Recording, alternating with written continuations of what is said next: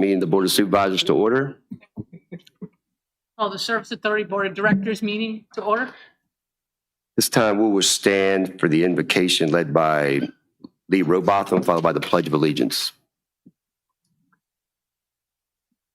Dear Lord, we thank you for gathering us here tonight, and we ask that you provide us your wisdom to help with the county's business. Lord, as this is the last meeting before we go into the new year, we want to say Merry Christmas, and we say thank you, Lord Jesus, for being born and for the reason for the season. Lord, we thank you that you give us wisdom as we go forward.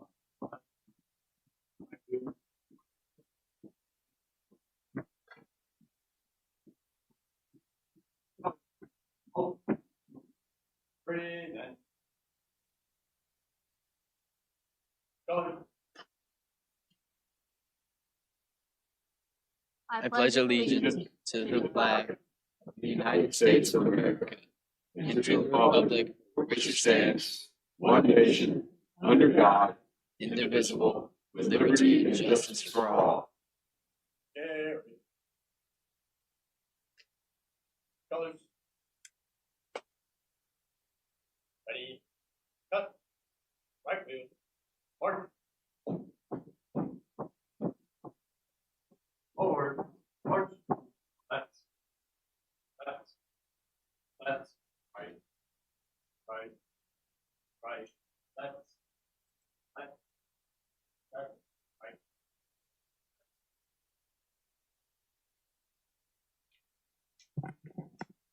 Thank you.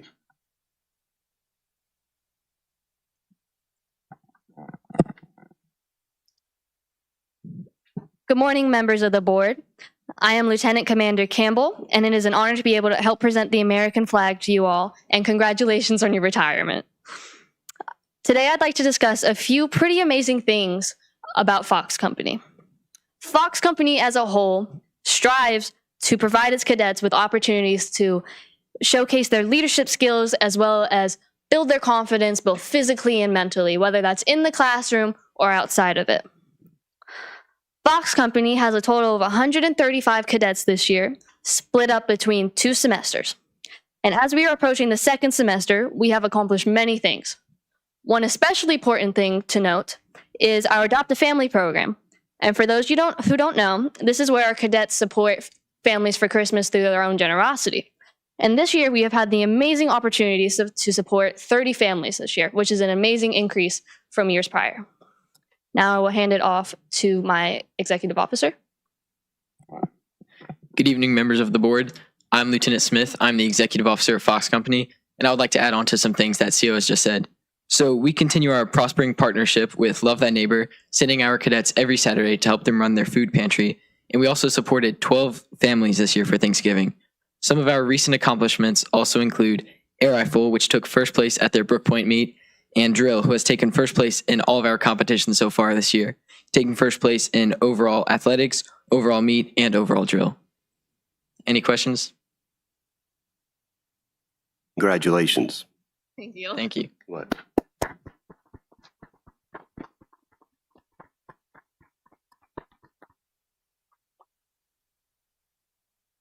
You have something you want to add? Mr. Collins.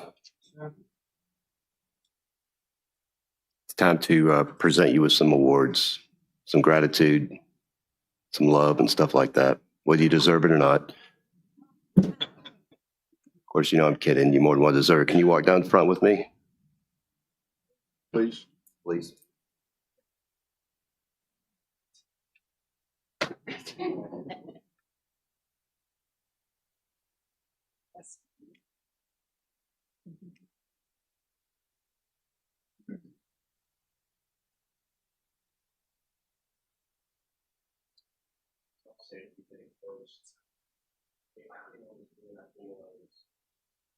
Somebody new and that was not that change.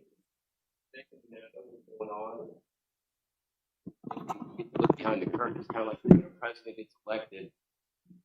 Got one look on his face when he comes out of office, and the other president gets him a briefing. He's got a whole different look. Start seeing some things and going on, and Mr. Collins just had his mark on a lot of what was going on. Got a good sense for that, good sense for business, good sense for politics, and just a good sense for people. But that goes to his experience being a detective and things of that nature, as far as just a God gift. It's probably a mixture of it all. I'm sure his kids had a hard time getting away with anything. There's always like one eye somewhere, but did a great job. We came in at a very controversial time. And we came in and right out the bat first, the January the 2nd, 2024, made changes in the organization, and it just had just do some things that take us to the next level as a county and get rid of some of those roadblocks. And he was willing to stick his head out there as our chair and really lead us and kind of guide us and show us the way and some things. And I just want to let him know that I'm really appreciative for him, for your service to the county.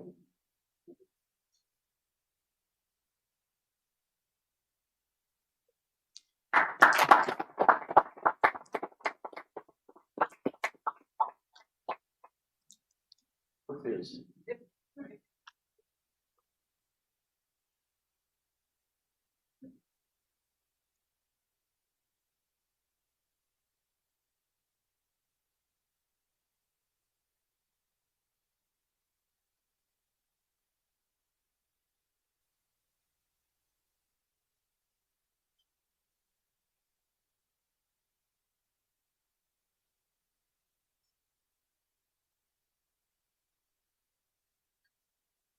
Okay.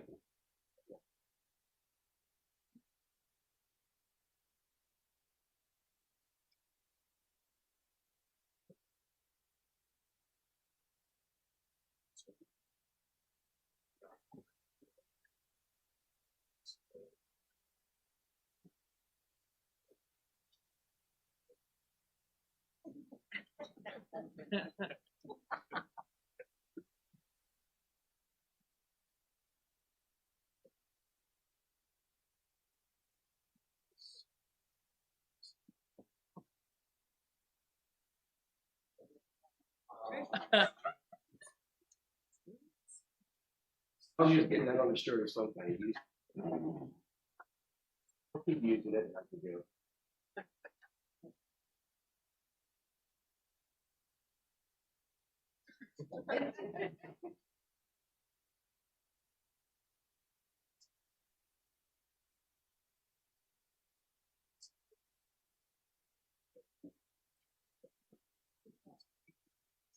Probably quoting the man in the arena.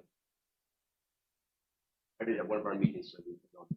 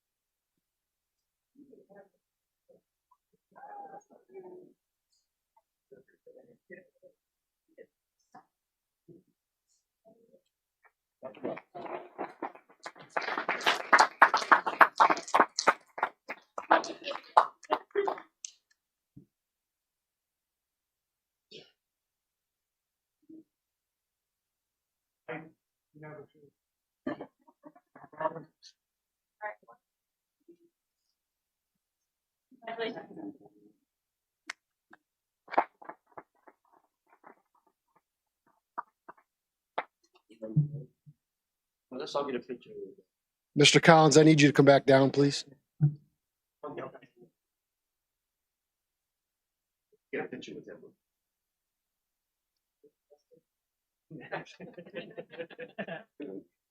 Can we get a picture of us real quick?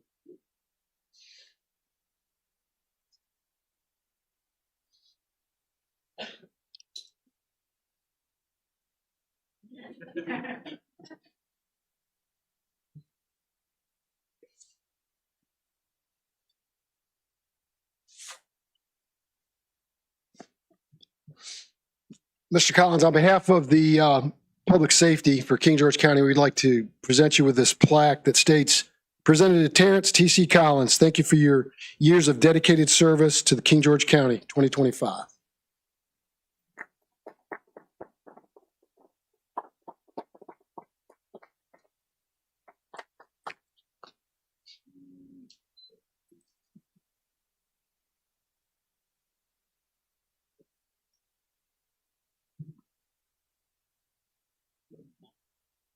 Barbara?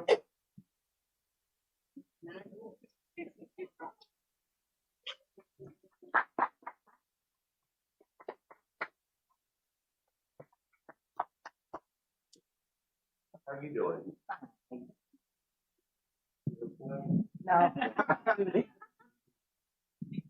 So this is our proclamation. Song. Thank you. It says Ms. Barbara Smith has devoted 34 years of dedicated service to King George County, beginning her career as a custodian with King George County High School from July 1st, 1992 through June 30th, 1998. Do you remember that? And continuing her services with General Properties at the Rivercombe Building since July 1st, 1998. Whereas throughout her distinguished tenure, Ms. Smith has demonstrated an extraordinary work ethic, unwavering commitment to excellence, taking great pride in her work, never considering a task complete until it was done to the highest standard. Whereas Ms. Smith is deeply committed to her role with General Properties, the department she genuinely loves, and her dedication has contributed significantly to the safety, cleanliness, and welcoming environment of the county facilities for staff, residents, and visitors alike. And Ms. Smith brought warmth and humanity to the workplace. She is pretty sweet when she wants to be, I tell you. Sharing conversation, laughter, encouragement, and kindness that fostered a positive and supportive work environment, and her presence will be deeply missed by her peers. Are you going somewhere? Oh my goodness. All right. Ms. Smith's love of service extended beyond her county duties as she also worked part-time at Hall's Supermarket in Colonial Beach, reflecting her lifelong dedication to hard work and community. Ms. Marsh Smith will retire from King George County on December 31st, 2025, conclude a remarkable career defined by loyalty, service, genuine love for the people she worked with. Now, therefore, be proclaimed that the King George County Board of Supervisors expresses sincere appreciation to Ms. Barbara Smith for 34 years of exceptional service. We congratulate her on her retirement and wish her continued happiness, good health, and fulfillment in the years ahead as a tribute to her outstanding impact on our community. Adopt the 16th day of December 2025 by the King George County Board of Supervisors. Thank you so much. Thank you. Thank you.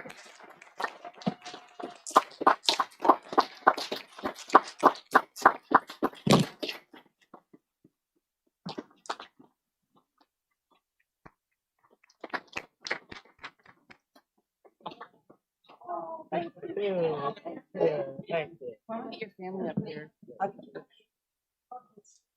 Oh, this is yours.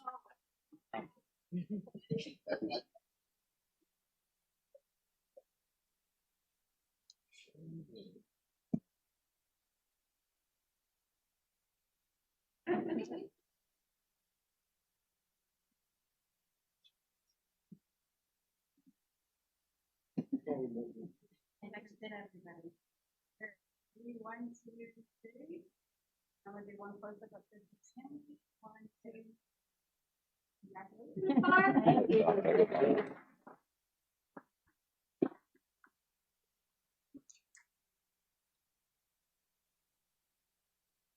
All right.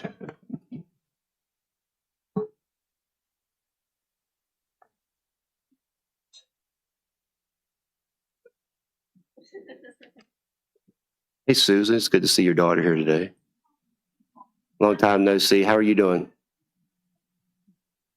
All right. Thank you, Ms. Smith. I really appreciate it. I've been coming up to these offices for years and years and years, and you've been a fixture here. You know, I've always been here, always greeted me with a smile before. Maybe you even knew who I was, you know, but I've always appreciated you. My dad always jokes, he goes, I used to be, I was known as Pastor Davis's son, and now he's known as Bill Davis's dad, is what he says. So, but let's get on. Thank you everyone for attending. Thank you for the family for coming. I really appreciate it. I'll ask the board, do we have any amendments to the agenda? Mr. Smolnick? Mr. Chairman, I do have one amendment. I would like to add a closed session at the end of the meeting for the specific call section will be later on, but it's regarding a specific public officer. So moved. Second. Motion properly second. Any further discussion? All in favor say aye. Aye. Aye. Chair votes aye. Motion passes. I have a. Mr. Stroud. Also, yes, sir. I'd like to request to change the agenda to remove or to delay the agenda item 1220, the propane tank removal installation to a later meeting. So moved. Second. Okay. Yes, I'm sorry. I missed that. So for the Service Authority, 12 TAC 04 as well, because it'll affect both of them. If he's not on that board, does someone else need to make that? So we'll do the board of supervisors first and then we'll pass on? I'll make a friendly amendment to that. To add, The amendment. Second, add that. Yes, sir. the propane. Yes. Second on that? Motion properly second. Any further discussion? All in favor say aye. Aye. Chair votes aye. Motion passes. At this point in time, thank you, Mr. Stroud. At this point in time, we will open the floor to public comment. Please keep comments limited to 3 minutes. To afford everyone a chance to speak. Please state your full name and the district in which you vote so it can be properly included in the public record. I do not have a list. I don't know if anyone signed up. Is there anyone from the public? Mr. Shaw, you're after her.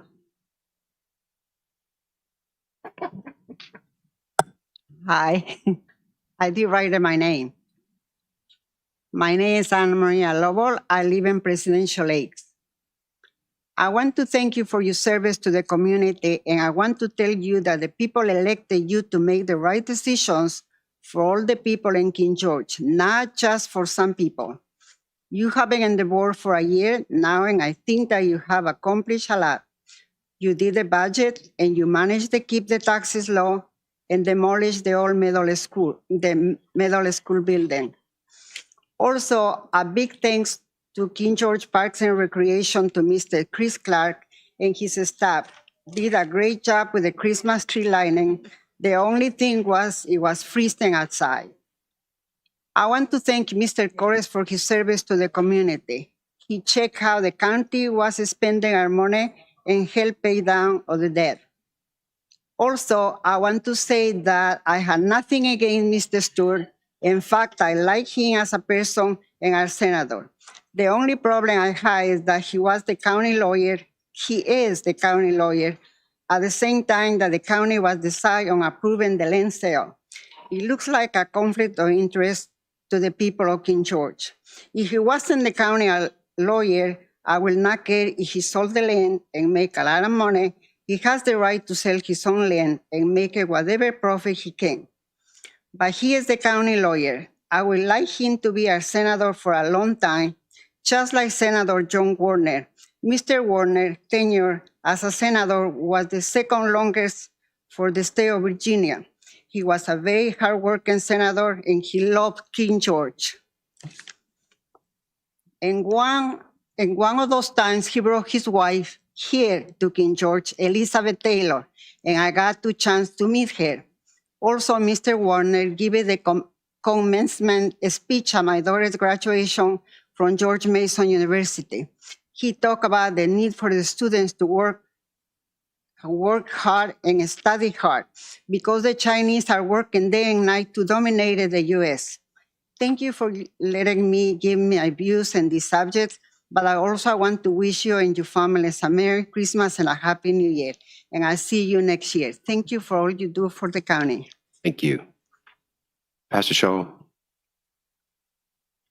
I need you to do this. James Shaw, James Monroe District, columnist, Northern Next Sentinel, member of the EDA, speaking as a citizen.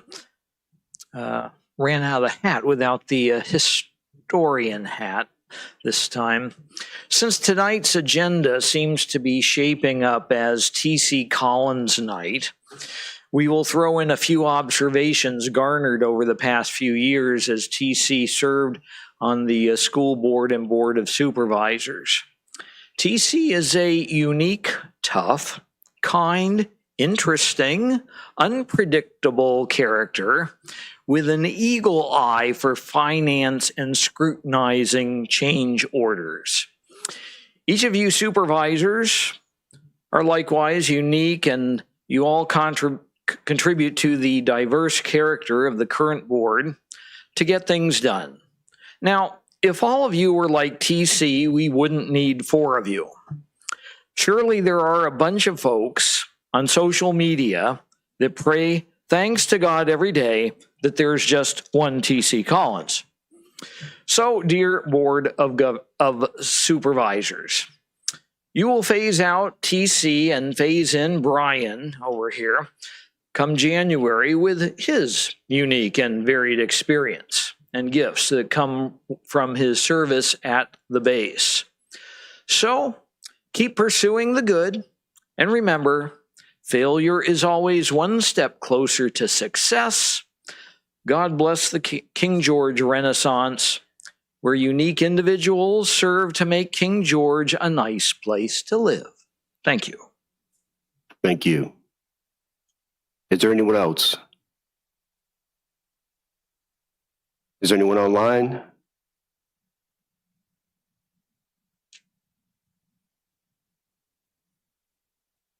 No, Mr. Chairman.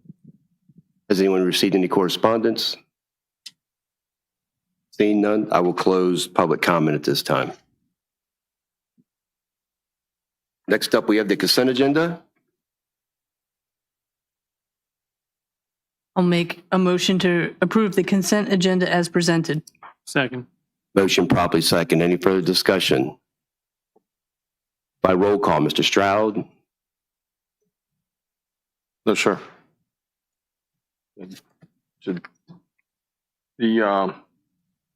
We're voting on the consent agenda. Aye. Oh, I didn't do board reports? Okay, I'm sorry. Can we do this anyway? You want to do it later? We'll come back to it. We'll do board reports. I'm sorry, I skipped it. It wasn't on my list. Ms. Collins, I'm going to let you go last. Ms. Bender, you go first. Wait a minute, are we doing the vote since We're doing, but we'll just squash it. Okay, come back to it. We'll come back. All right. So first up, I know a couple of folks left. I wanted to thank them. To Miss Barbara, I always have great fun chatting with her, especially when she's watering the plants and out in the hallway. We have great fun. She's a great employee. She's always hard at work and keeping those on their toes to make sure the county building looks really great. And I'm going to miss her not being here. So I want to say congrats on a good run of service of 34 years to this county. Next up, I wanted to thank the ROTC members, and all 135 of them split up between 2 semesters. Didn't know how many there was. I knew there was quite a few, but our program has always been very stellar, including that I think we are probably one of the highest high schools in the state of Virginia that gets students into West Point or the Naval Academy, and that's something to really be proud of. So it was a very good program, and we have Mr. Callahan, forget the exact term he's gone under, but Sergeant Major in the back too, that helped start the program and handed it off to Mr. Callahan. So I appreciate his service and your service, Mr. Frank. I wanted to mention, I went to a couple of events. I'm just going to highlight them real quickly. Reese Across America, the Christmas tree lighting. I had a funny moment with Mr. Clark. He reminded me that look how many people have come. When you did this in 2020, it was a Christmas special. It was the only one that was actually televised, and there was nobody there except for the people that were singing and myself and Mr. Clark. So it's really nice to see in 5 years how it's gotten more folks. Maintenance have added some lights outside that make it look more inviting. And so I just wanted to mention that it's really nice to see that we're back in the Christmas tree festivities and everybody enjoyed the ceremony this year.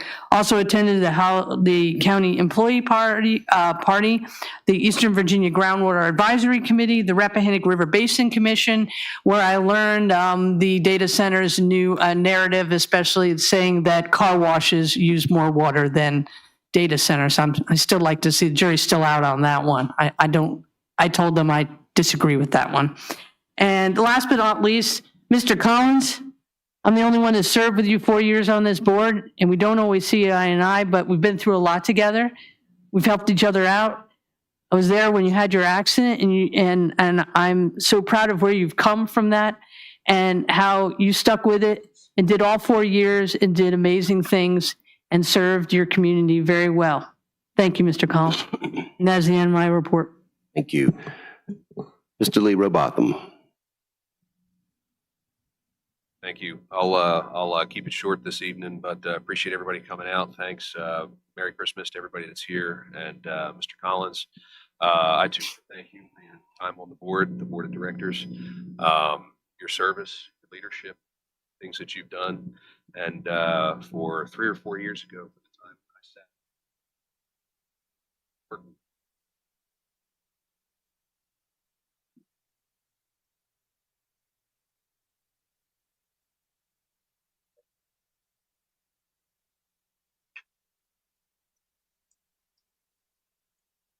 Mr. Stroud. Thank you, sir. So I know that everybody's already pretty much thanked everybody. And so I'll just kind of give a general thank you to everybody for everything instead of repeating everything again. However, I do and would like to also rethank the ROTC and the leaders of the ROTC program, clearly because of my service in the Marine Corps, but in the military, and how important it is today that we have youth that are willing to dedicate themselves, their time to that program and to their country, because many of them go on to actually serve in the military, but if nothing else, they carry with them something that, you know, there's very few places that they will have the ability to interact with the leaders that they're able to, that they have with that program, and just in that environment. So I'm very grateful to them for what they came here tonight to present, but also just everything that they do, and for the support that they give and get. So with that, one last parting thank you again to Supervisor Collins. I know I spent some time thanking you last time, but you will be missed, and I know you know that, but everybody's going to miss you for the things that you contribute to the meetings that has been mentioned, but also the laughs that you give everybody, and it's just really huge. So we'll remain friends, but thank you, sir. Mr. Sullins. Okay, I'll be quick. The usual engagements, I won't go through the summary of those things. I do want to thank everybody for attending and for the public comments. I'd like to make a note, though, regarding the Caledon Solar project. Ms. Lovell, the initial conversations for that started long before Mr. Stewart became the county attorney. It culminated while he was in office here, but it started long before he got there. Want to thank the junior ROTC midshipmen for attending tonight. It was a very impressive display. Thank you for the time, and thank you to the CO and the XO for explaining what their mission is and their interaction with the county. Thanks. I want to echo the thank yous to Mrs. Smith for her long and faithful career here. And let's see what else. Also want to thank the firemen for putting together the Wreaths Across America thing on Saturday. That was a lot of fun to attend and get to say a few words. I really appreciate honoring our veterans that way. Part of the words that I shared was my papa was a Marine in World War II. My dad was in the Army National Guard. My son is down in Florida as a young Marine right now, and I spent a couple of decades flying for the Navy. You might say it's a family business for us.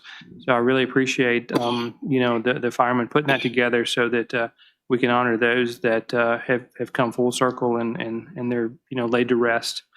Finally, I want to offer thank you to Mr. Collins. Thank you for sometimes being part of the cause for my hair falling out. You saved me a lot of money in shampoo and combs. But more importantly, thank you for being my friend and mentor. I appreciate you, buddy. So. Mr. Collins. I thought I was last. You are. I'm not giving reports, so you're last. Okay. First off, I'd like to congratulate Barbara on her much-deserved retirement. She is a friendly face who come up to the office all the time. She's always smiling, happy, and she does water the plants a lot. And so I often see her there when I've come up here. NJRTC, I love that program, and I've been a staunch supporter of that program ever since Sergeant Major in the back was running the program. I've come to almost every one of their events for the celebration. It's just a great program. Sergeant Major, if you all don't know, he's from Sergeant Major Frank back there in the corner. He was born in King George. He went to school in King George. He went away to the Marines for 25 years, came back home to King George, then worked for King George Schools as NJRTC instructor for 25 years, then retired from that. Now he's on the school board. So it's people like that in our community. And I look around and see all the employees from the county and thank them for their wisdom over this last 4 years, and thank them for their comments. And I thank everyone for their kind comments. Congratulations, Bobby Jo Pennington, on her new job over to schools. We'll miss you over here, but we're glad that you are going to enjoy a new job.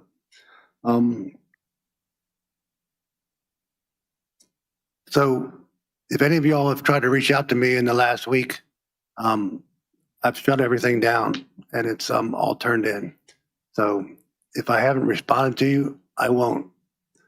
So everything's turned in. I guess I'll be the supervisor emeritus. I guess that's what we'll call me now. I'd like to thank everyone again and wish everyone a Merry Christmas, and thank you for the kind words and a Happy New Year. Thank you so much. Thank you, Mr. Collins.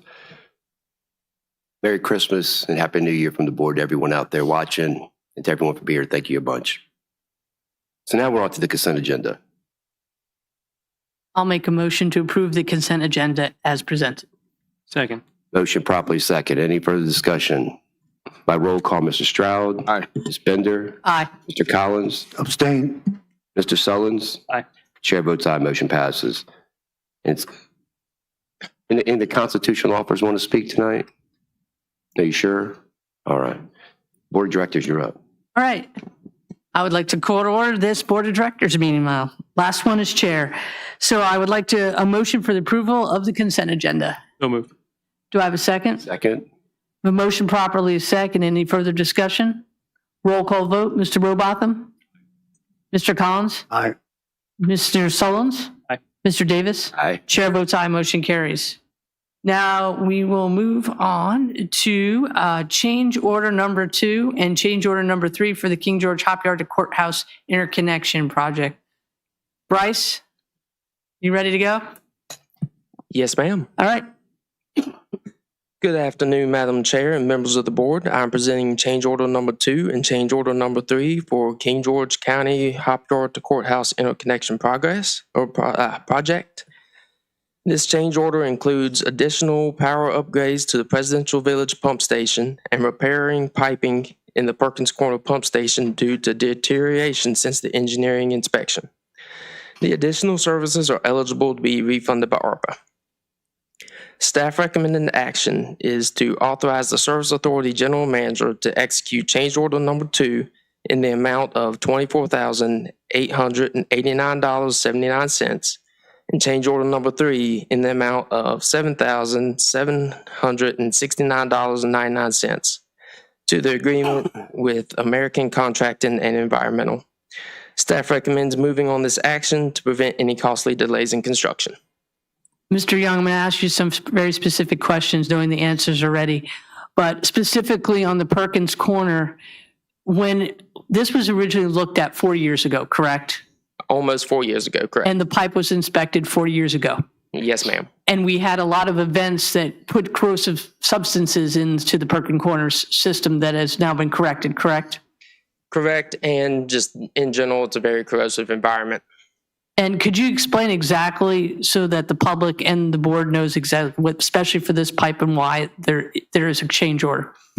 Due to the time relapse and when we originally inspected it, it appeared that it'd be fine. After this 3.5, 4 years, it's deteriorated further to the point that we would recommend replacing it. Okay, thank you. And I will now ask the board for any questions. Any idea how many more of these might be coming? How many what? How many more of these might be coming? I hope none, but I cannot guarantee. You remembered how I answered the phone the other day when you called me, right? Yes, I do. Anybody else have questions on this one? Mr. Collins? For the last time? Madam Chair, I have a motion. Go ahead. Move that we authorize the Service Authority General Manager to execute change order 2 in the amount of $24,889.79 and change order number 3 in the amount of $7,769.99 to the agreement with American Contracting Environmental Services, ACE. Staff rec, I'll leave it at that. Motion properly seconded. Any discussion? No, and I'm just going to make that this is coming out of the ARPA funds, correct, Bryce? Yes, ma'am. Okay. So we had a discussion closed, and I'll take a roll call vote. Mr. Robotham? Mr. Collins? Abstain. Mr. Sullins? Aye. Mr. Davis? Aye. Chair votes aye. Motion carries. Thank you. Thank you. We are skipping over the propane tank because that was removed. And then we have in BOD Environmental Services, Mr. Simmons? Your monthly report.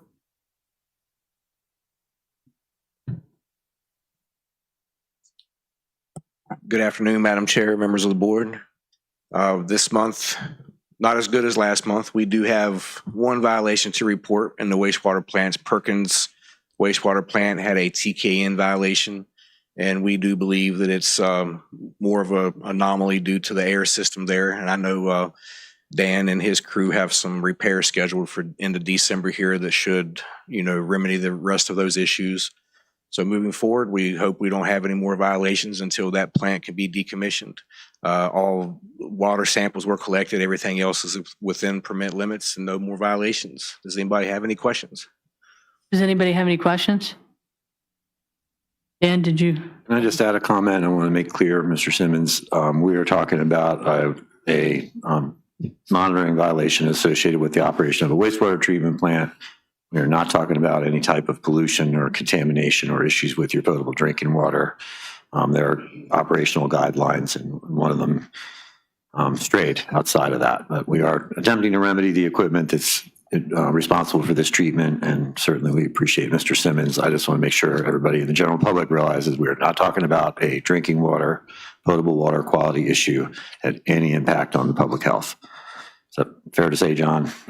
Definitely nothing with the wastewater plant is going to affect your water, your drinking water. Yeah. Thank you. Mr. Hamilton, John, this actually goes to the corrective action plan, correct? And the items that we're still working on, that one last item, correct? There are two items, one of which we received the materials we need to correct and should be installed on Monday.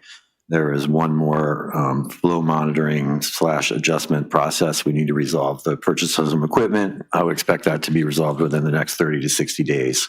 But again, we're not talking about a violation which requires public notice. We're talking about something outside operational parameters. Right, and you're also both of those plants are protected under a consent order, for those violations until the decommissioning is complete. So it's nothing you haven't heard up here before. Thank you, as always. Thank you. From Bowden's work for us and keeping us in compliance. Thank you. I appreciate it. Thank you. All right. Before I move on, I'll move on to the discussion item, and then before your report, Mr. Hamilton, I'll give the accomplishments for the year. But this is a public notice for upcoming sale of surplus property. A lot of you have heard us talk about these two pieces of property that we have in Fairview Beach and Presidential Lakes, and that's what finally getting to put them out for sale and get them on the tax rolls, and they're just doing nothing for the Service Authority. So, Mr. Hamilton. I'm not sure I have a lot to add. I was directed by the board to facilitate this sale. We need to do a public notice to do that. There are two parcels. I believe one of them is 1/10 of an acre. The other one is 0.65 acres. One of them is in Presidential Lakes, and forgive me, I can't remember where the other one is off the top of my head. We did, at the directive of the county attorney, get a assessment report on the appraised value of the property. And after discussion with Mr. Smolnick and Mr. Stewart, I believe we've concluded that the appropriate thing to do is accept sealed bids on these properties, and that the bidding be limited to adjacent property owners. There's concern about use of the property without a primary structure, and I would defer to Mr. Smolnick to offer details there. But certainly we need to advertise that sale, and I believe our hope is to do that in January, facilitate the actual sale. Mr. Smolnick. Thank you, Mr. Hamilton. So what Mr. Hamilton was referring to, and I reached back to some of my previous contacts who have done similar sales of this, and the one lot, and this is coming from my community development experience, we actually have it listed as 0.09 acres with and this is in Fairview Beach. You've got 30-foot front setbacks, 10-foot side yard setbacks, and 25-foot rear yard setbacks. It's kind of a triangular shaped piece. You're looking maybe 770 square feet of buildable area. So, from a community development standpoint, you always try to limit those non-conforming structures. So good zoning practice has been to sell it or offer it to an adjacent property owner and require a boundary line extinguishment to include it into their property. So it's a recommendation of the board, but in my past zoning, this has always been good practice. Right, and then the Presidential Lakes lot is right next to the clubhouse. I'm assuming the Presidential Lakes community would probably like it. And that's also the property that we cleaned those tanks off last year. So selling it as is. So what's remaining on there would be left there. And then the Fairview Beach property, there is an easement for a water line that does go under that, because we had the property because it used to have a water tank on it many years ago. So I just want to make sure everybody knows and the public knows where we're going to put those two pieces of property up for sale. Does the board have any questions or comments? Mr. Collins? So it's kind of conflicting. Mr. Hamilton said it's going to go up, be a public notice with sealed bids. And you mentioned that you give the landowners, adjacent landowners, first dibs at it. Which is which? Oh, I'm sorry. So anytime you sell public property, you've got to have a public hearing. And I think that's what Mr. Hamilton was referring to. And I think basically what they need from you all is the authority to advertise this for public hearing and to advertise the sale as they intend to offer it. If they want to offer it to the neighboring property owners and for sealed bids, that needs to be in the advertisement. And then you've got to let the public weigh in on that and make your decision after the public hearing. So it's going to be sealed bids, right? If that's what you all would like to do, you need to include that in the presentation so the public can comment on that, on the method. My understanding is you can sell it any way you want to sell it. Sealed bids through a realtor, however you want to do it, at auction, as long as that is presented to the public and the public has the opportunity to comment on how you are proposing to do it and the property you're going to sell. Right, but if you offer it to the neighbors, then the public doesn't have an opportunity to do a sealed bid on it. That is true. But however you want to do it needs to be put to the public so they can give you public comment on your proposed method. And they may not like that, and they may tell you they don't like it, and then you make your decision. The adjacent property owners can do a sealed bid just like everybody else. Yes, I think Matt was concerned about the county selling a lot and ultimately having a non-conforming structure on it, was what his thought was, because they're small parcels, but you don't have to do it that way. That was his recommendation. Isn't there 760 square feet of buildable on that lot? I'm not a surveyor, but based on the GIS and my map making skills, I got 772.5.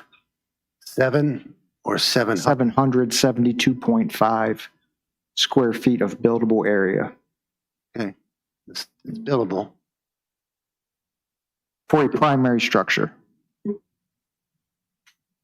Could the method also include sealed bids where whoever wins, we take that to the neighbors and say, would you like the opportunity to beat this, yes or no, and that's it. That's not fair. Sure it is. No, it's not. If it's announced up front. How about if you offer it to the neighbors and then put it out for the, I guess you could do that as long as you disclosed what your intention was, that you are going to offer sealed bids and then give neighbors the chance to, or first right of refusal based upon that, or to outbid it. But whatever you decide, you're going to have to disclose it, and let the people in King George comment on that proposed method in a public hearing.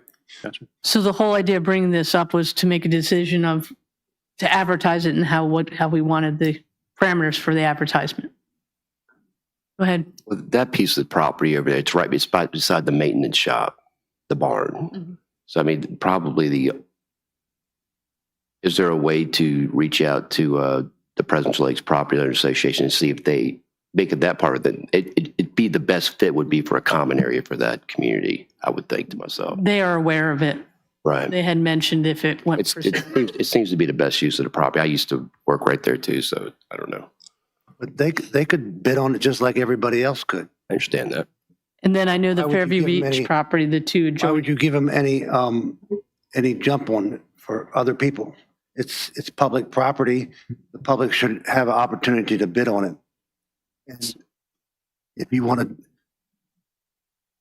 I wouldn't say give them a jump. She answered my question when she said that they're aware of it. That was all. Lee, do you have any thoughts on this?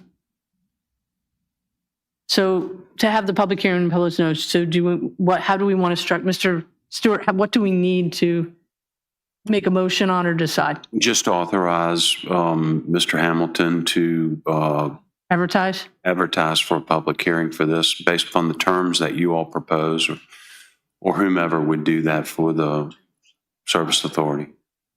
Can I be clear? I'm not recommending the parameters here. I don't have any concern other than trying to work with the county with respect to primary structures, secondary structures, zoning rules, things like that. So it is up to the board of directors, however you all want to advertise this. If you just want to advertise it for sale of public property and describe the property, listen to the public. But if you specifically intend to try to just sell it to one or two people, I think you should put that in the notice so the public understands what you're trying to do. Typically, these go out and everybody can bid on it. So I just think it's important that you highlight, and it's not unusual where if it is adjoining another piece of property, they're given sort of a preference on it. But I think that should be in the notice and the announcement at the public hearing so people understand that. So can we do the notice, we'll put it out for public bids, sealed bids, but preferences to the adjoining landowners? Could that? If that's what you would like to do. disagree.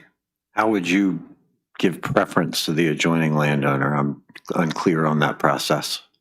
That's what I was trying to do with the idea. I'm trying to make it open to the public so everybody can bid on it, but at the same time, without the adjoining landowners having to pay a fortune to keep something weird looking from being right next to their yard. It may be that if you just put it up for public sale, that it would be worth more to the folks that adjoin it than anyone else if it's not a large piece. And so that you may accomplish what you're trying to do just by putting it out there for sale to the public generally.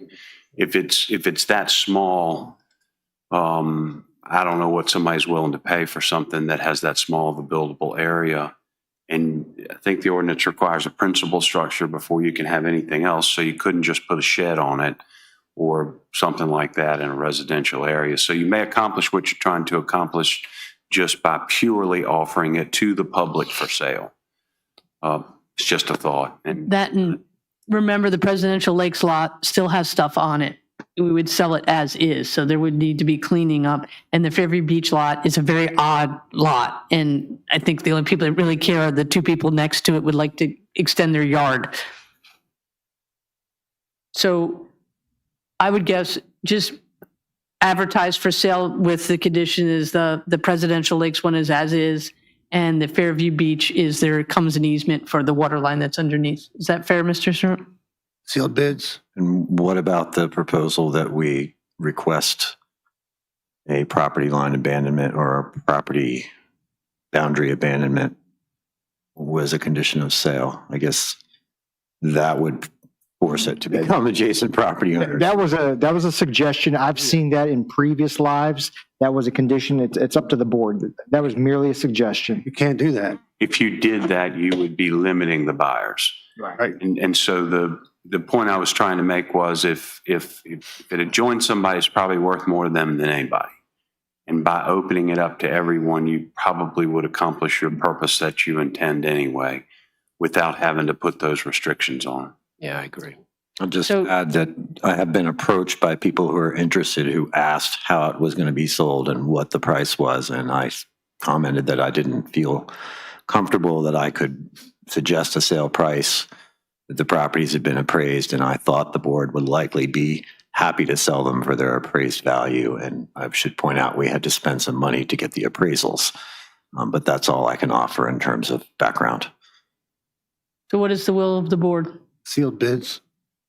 Do we need a motion for this, Mr. Smith? Yes, I would just, or it can be by consensus that you're authorizing them to advertise for public hearing for the sale of this surplus property to the general public by sealed bids. Would anybody like to make that motion?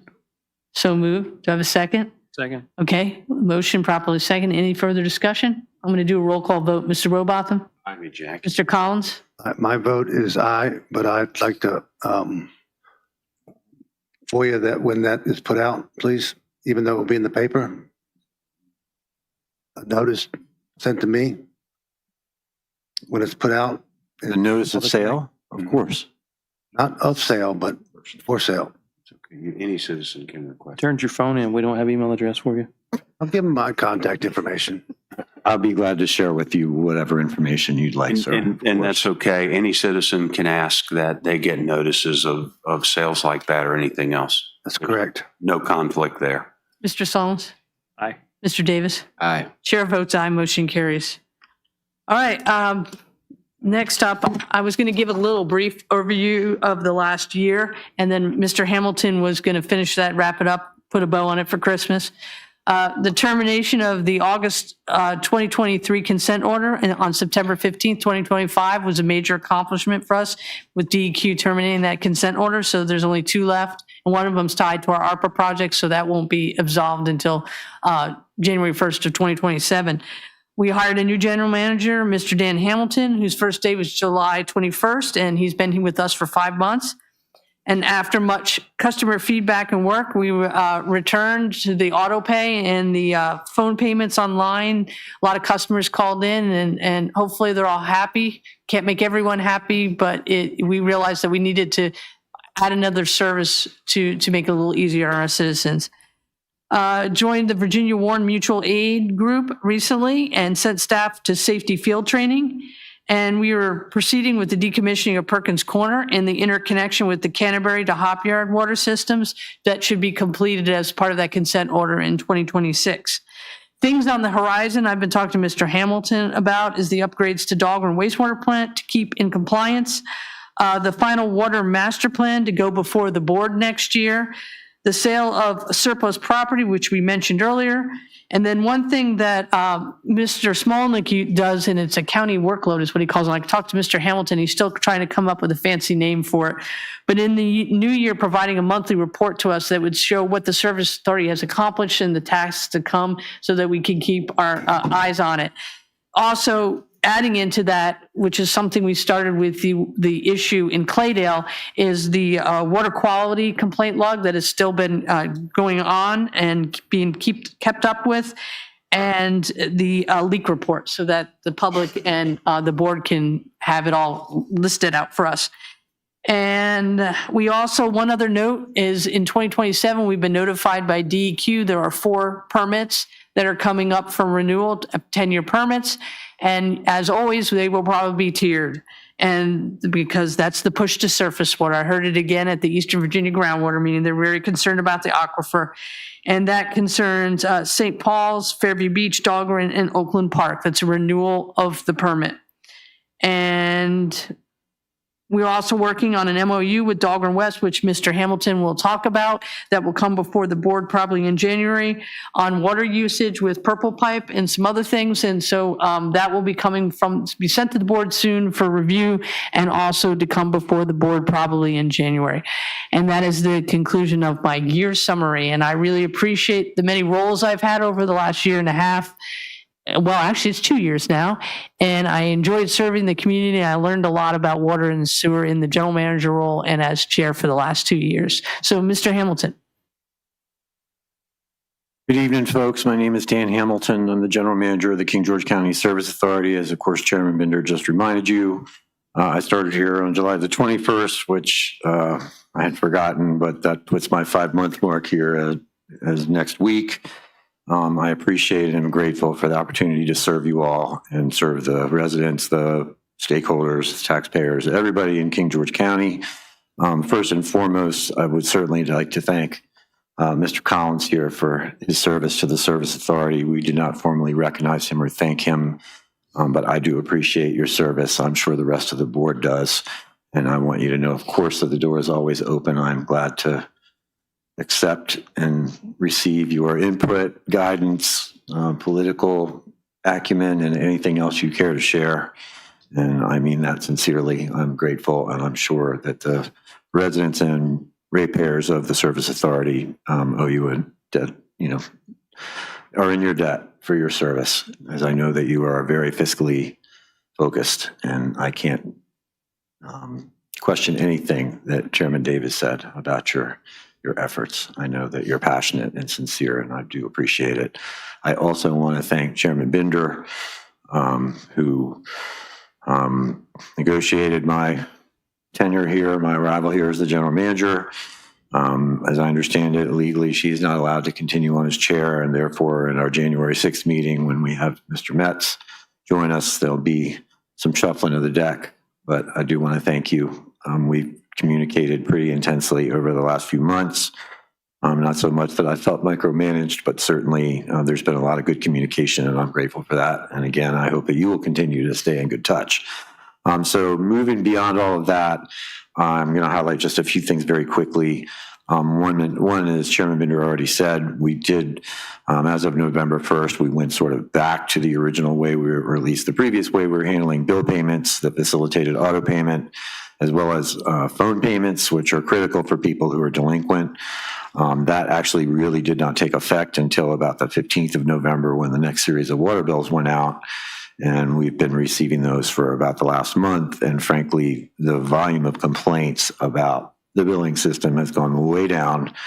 And I, of course, am a big fan of people being able to pay electronically. It creates instant account updates for people who make a payment and can see that the bill is paid. And the auto pay feature is also one that was a lot of complaints about. Glad to have back. So I can't take a ton of credit for that. It wasn't a big effort, but I think it was the right move. And sometimes it is hard to kind of go backwards. And in a way, we did do that. But sometimes you got to take one step forward, 2 steps back, or 1 step back and 2 steps forward. So in any case, that's one thing that it seems to be working out well. As I said, I sit in the building with the women that answer the phone who receive these kind of calls. And I would have to say there's probably been an 80% reduction, just as a gut estimate. Secondarily, with regards to leaks during the last couple of weeks, we've really only had one. It, of course, occurred last night. This is the time of year, particularly with this cold snap, where people who have plumbing that's exposed to exterior walls that aren't well insulated or otherwise facing predominant winds off a cold body of water, pipe freeze. That's unfortunate. I don't wish that on anyone, but also when it warms back up, they'll fall out. So one leak in the last couple of weeks has been pretty straightforward. It was a service line to one individual residence. However, I expect with the warm weather that's forecast over the next 2 weeks, we may see an increase in activity.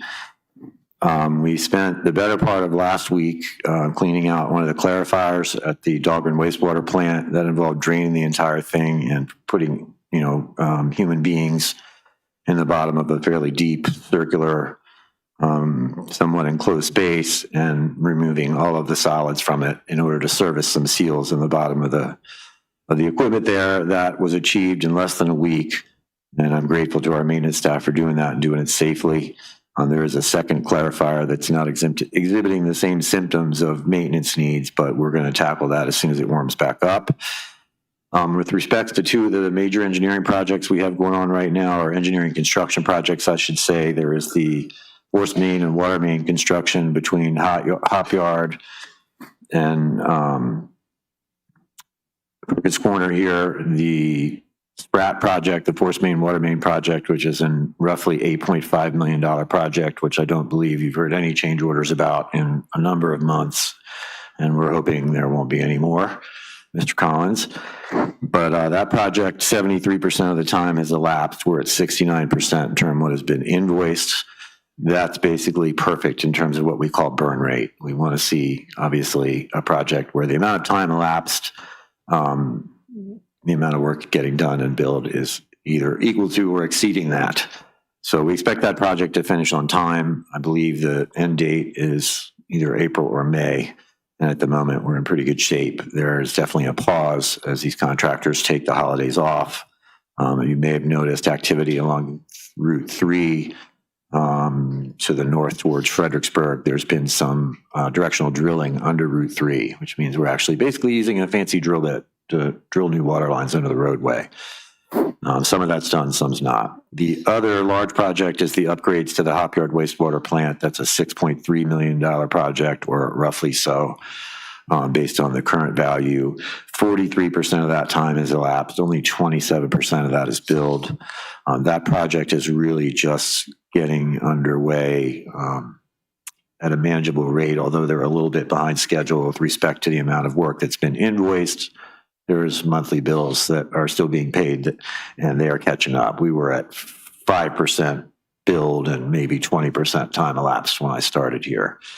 That project is one of the consent decree projects that needs to be finished by January 1, 2027, and we are still on schedule to do that. And I know Mr. Young and I are hyper-focused on making sure we do meet that consent decree or consent order deadline. I have communicated with DEQ twice in the last 10 days with regards to the status of our progress on the corrective action plan, as well as the two consent orders. So we're in pretty good shape there. We are about to send out a letter to folks who may have received letters last year related to the inventory of your service line material, which was a federal law requirement under the Safe Drinking Water Act, that we review our records and identify what your water service line that feeds your property is constructed of. Most of those service lines typically are not made of lead, which is the enemy of the Safe Drinking Water Act and the concern of people and public health. Those were typically installed during periods of time that predate most of the construction in King George, to the best of my knowledge. However, if we were unable to identify your service line material through our own records or possibly excavation or some other means, you probably received a letter a year or so ago that said your service line inventory was marked as unknown. And if it was marked as unknown, we have to send you a letter that reminds you of that and reminds you of the health effects of lead. So there are a couple hundred letters like that going out this week to comply with the law. If we upgrade or continue to get more information about that inventory, we will be able to remove those names from the list in future years. But if people get a letter like that and have questions, feel free to call me. It's extremely unlikely that you have a lead service line, but we are required by the law to notify you of the potential health effects. So some of the wording can be a little alarming if you don't understand it. Beyond that, as Chairman Binder mentioned, we are getting ready to undergo some pretty significant work to upgrade the Dahlgren wastewater treatment plant. There was $4 million of bonds that were sold immediately prior to my arrival here, and I believe back in August or early September went in the bank. And we have a defined period of time in which we need to spend that money and a defined scope of work where we need to use it, all focused to upgrades to the largest plant in the King George wastewater treatment system, which is Dahlgren. I presented to you a draft proposal approximately a month ago from Bowman Engineering, who's done your preliminary reports. It was roughly valued at a little over $300,000. There are some procurement issues that we needed to resolve, and also some refinements to that scope of work. But we're working through that, and by early in January, I expect to be able to move forward with it. And you will be getting updates from me about what that involves. I can tell you initially that's going to be work on the intake pump station where the wastewater arrives at the plant. That is in very poor condition, heavily damaged by hydrogen sulfide, which is related to what the gas that's produced during the interaction of wastewater and air in structures. And also a bathymetric study of your lagoon, which in other words, kind of determining how deep and how wide and what it's constructed of and what the condition is before we proceed with work. So I'll be reporting on that. And then lastly, Chair Binder, I was not prepared to talk about the Dahlgren West project, particularly this evening. I apologize. But I will say we have been meeting with them and discussing the possibility that they would use basically recycled wastewater from the Dahlgren plant to help cool their facility. They would not be using potable drinking water. And that's a win-win from my perspective because that would reduce the discharge into the Potomac River of treated wastewater. And if we were able to leverage that into a marketable project, that is going to be to the advantage of the service authority, its customers, and the environment. Last but not least, I want to point out that tonight I brought in a little model. The idea was not to do a presentation for those of you online, but just to kind of share with the folks that came in this evening the fact that I have this model. It's a hydrologic cycle model or a water cycle model. It's a three-dimensional model which kind of demonstrates how water moves through the Earth's crust and the Earth's surface and the atmosphere and what the impacts of pollution to what might be our drinking water could be. And I just want to let folks know I'm going to take it down here in a few minutes and take it with me. But I would be glad to, if you have an event that involves school children or other interested groups, I'd be more than happy to bring it and do a demonstration with it. So other than that, I want to say thank you to everybody. Thank you to the county staff. There was an orientation here a few weeks ago for our newly elected board member, Mr. Metz. I was extremely impressed. It was very professional.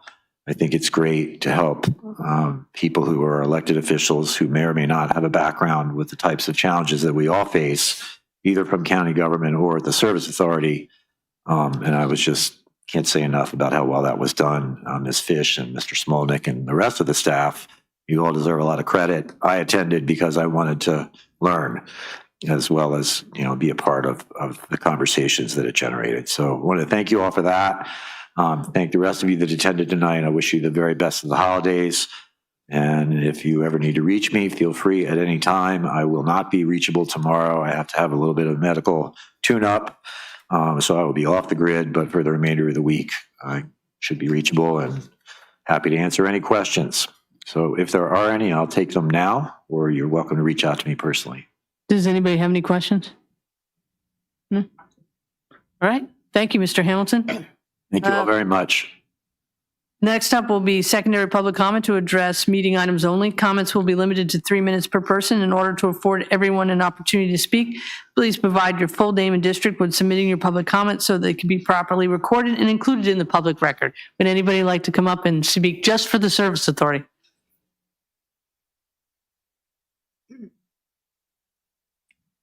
Hi, my name is Ana Maria Lobo. I live in Presidential Lakes.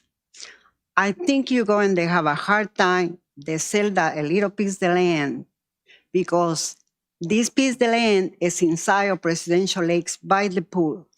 And you still have a lot of things in here. They have this big shed. And I asked the Presidential Lakes he would like to buy it.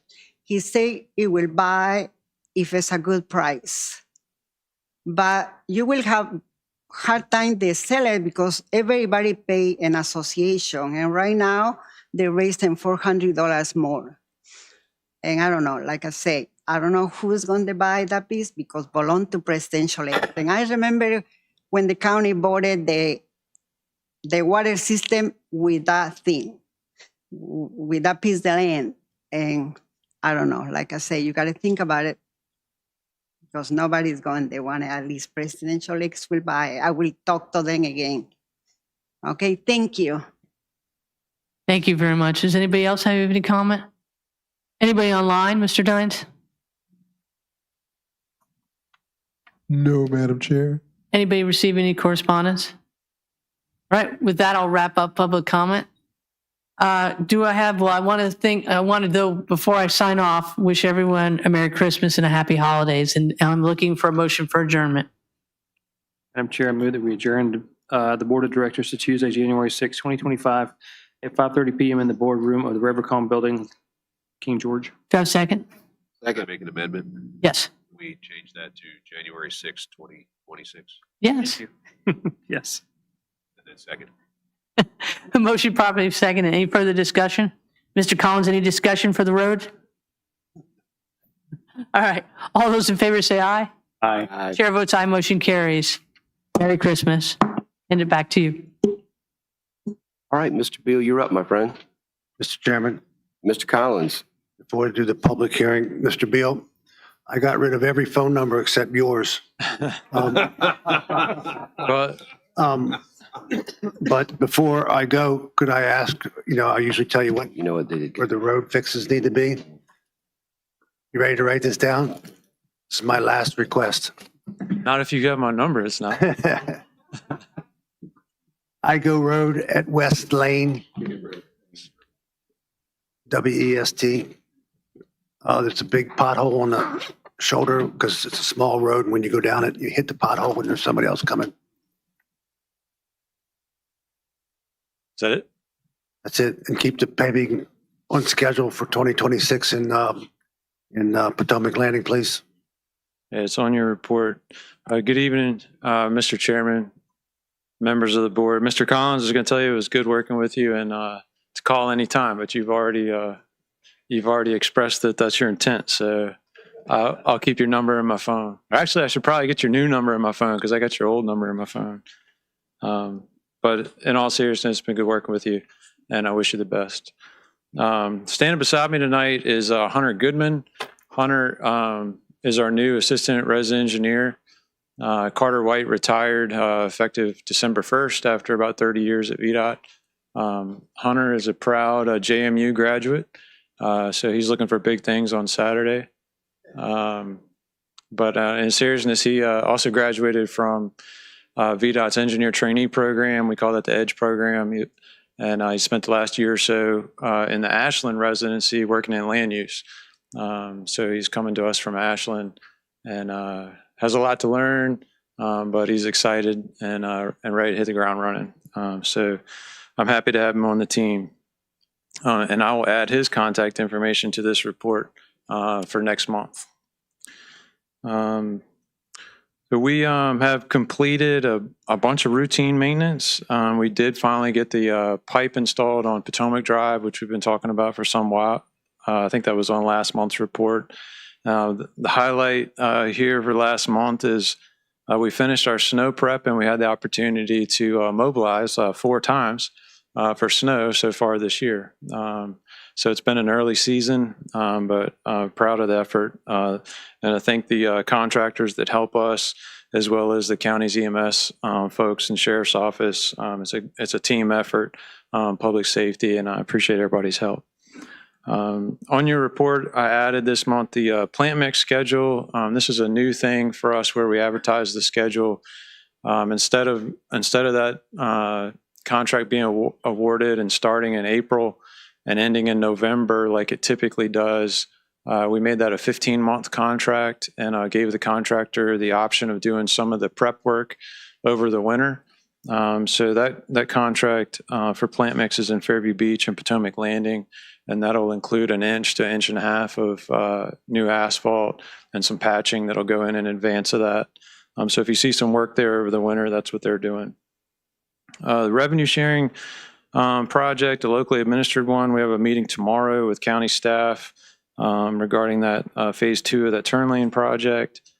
The sidewalk at the middle school, we ran into a little bit of a slowdown trying to get federal authorization of that while the government was shut down, while the federal government was shut down. But that's getting back on track. We're planning for construction either over spring break or as soon as the school ends, and I guess the end of May, 1st of June. Bald Eagle, all that stonework is complete. The pipe replacements are done. We're not going to surface treat that until the spring due to the temperatures now. And I think the last update I have for you on construction is on the scour repair project on Kings Mill Road. That advertisement date will be May 12th. The other two on Salem Church, those two projects involve a right-of-way phase, so that schedule is going to get pushed a little bit while we acquire those easements. And that advertisement's planned for February of 27, so I'll update that report for next month. A final note, we've had a bunch of retirements, probably a dozen in the residency. Ever since I've been there, people have been warning me, it's like, you got a lot of staff with a lot of years and they could go at any time. And for whatever reason, they all about decided to go at the same time. So between, I'd say October 1st and February 1st, we probably have about a dozen retirements. And one of those is January 1st here in Edge Hill. Ray Irvine has been the supervisor at the Edge Hill area headquarters for about 9.5 years. He's been with VDOT a little over or almost 30 years. And so we're going to lose Ray.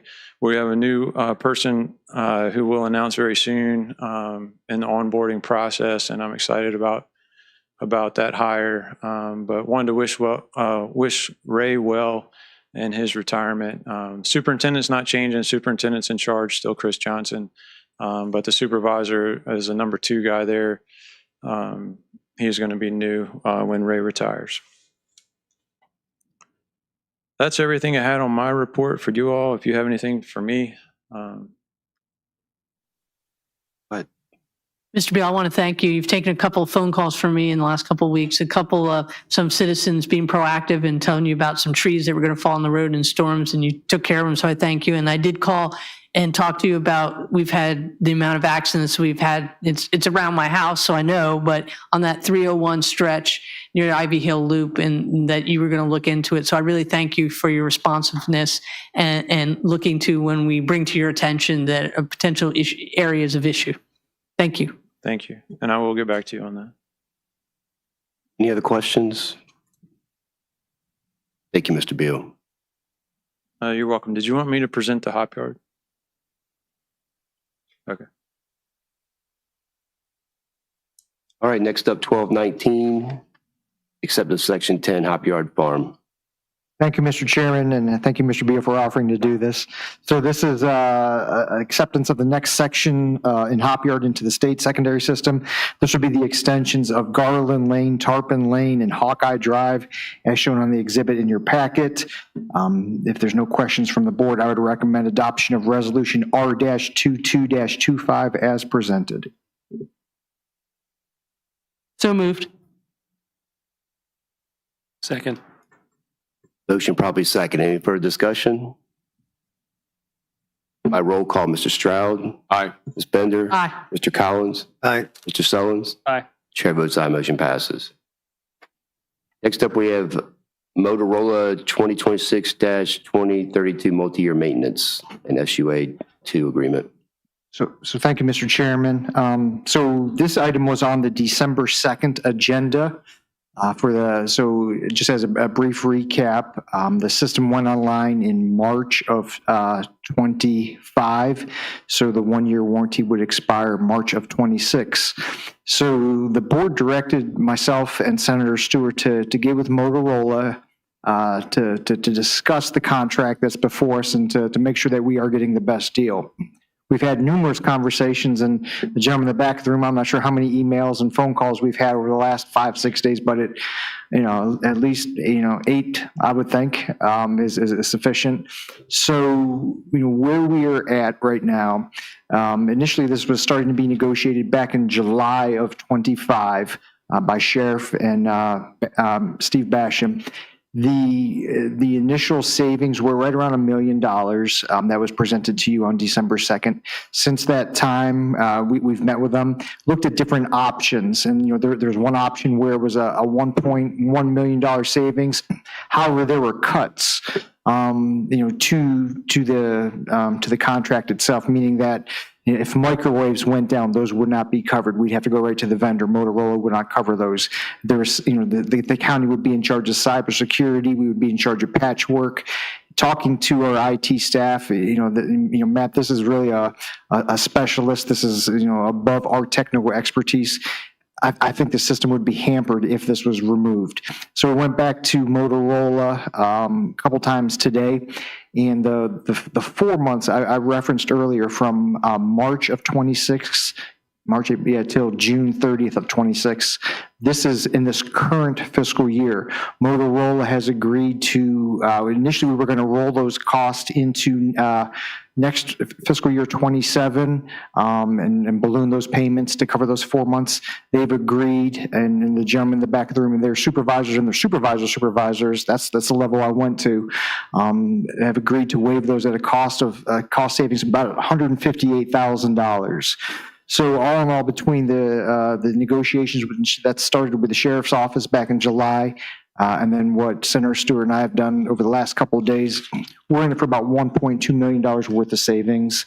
The Motorola folks are here to answer specific questions, and looking at some of the proposals of cutting services. That's not my recommendation to this board, but you all have the right to ask Motorola and open the floor up for discussion. Does anyone have any questions for Motorola or Mr. Smolnick?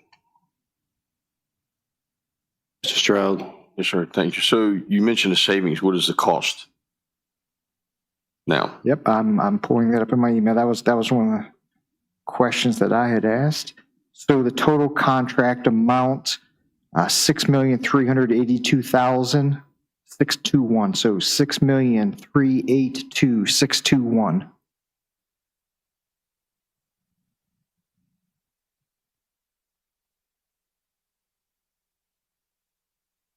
And that takes us from March 1 of 26 through June 30th of 2032.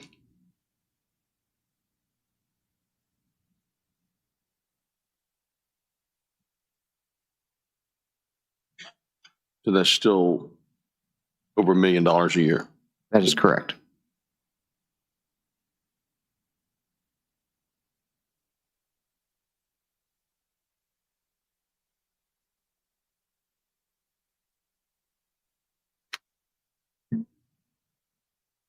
When was it installed and fully functional?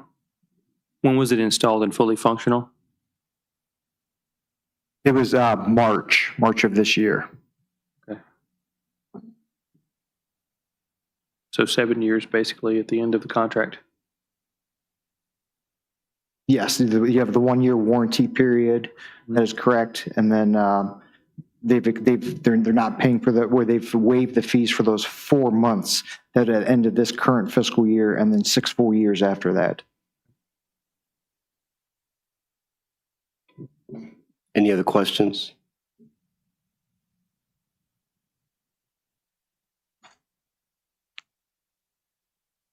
Mr. Stroud, you have any other questions?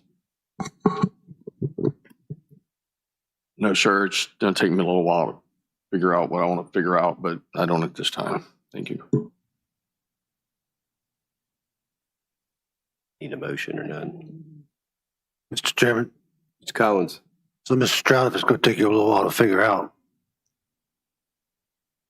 then why would we want to vote on it? It's not going to change our vote, sir. It's just going to affect my opinion, but it's not going to change our vote. So I couldn't hear that last part. It's not. I don't think it's going to change our vote.